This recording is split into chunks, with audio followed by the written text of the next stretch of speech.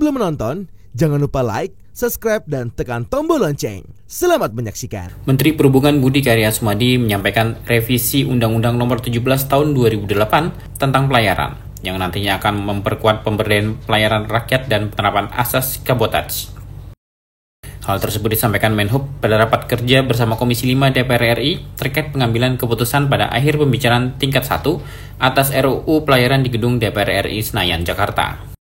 Selain kedua hal di atas, nantinya revisi Undang-Undang Pelayaran akan membuat hal-hal antara lain seperti penataan kelembagaan, pengawasan pelayaran, peningkatan peran serta stakeholder pelayaran dalam penentuan tarif jasa kepelabuhanan, penguatan keberpihakan negara dalam perlindungan lingkungan maritim di bidang perairan, dan pencemaran dan kerusakan lingkungan.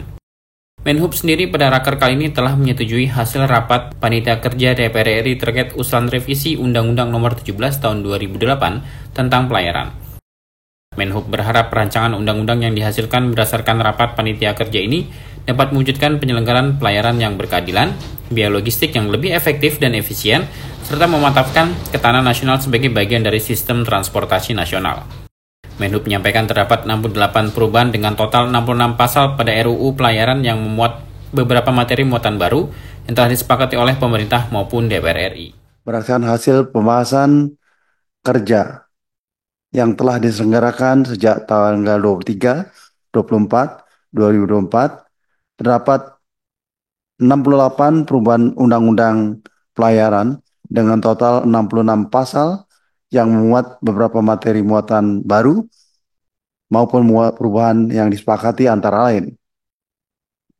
1. Penguatan regulasi pemberdayaan angkutan laut pelayaran rakyat. 2. Pengaturan kewajiban pelayanan publik. 3. Penguatan azas kabotaj melalui pengaturan usaha patungan dan angkutan di perairan. 4. Pengaturan usaha jasa terkait dengan usaha patungan. Lalu yang kelima, pemberian fasilitas pembiayaan dan perpajakan untuk pemberdayaan industri angkutan di perairan dan industri perkapalan. 6. Mengikutsertakan asosiasi penyedia jasa dan asosiasi pengguna jasa dalam menentuan besaran tarif jasa pelabuhan yang diselenggarakan oleh Badan Usaha Pelabuhan. 7. Tata kelola pendaftaran kapal usaha patungan atau joint venture. 8. Tata kelola pelimpahan pemanduan dan pengaturan terkait penggunaan kapal tunda dan pemanduan.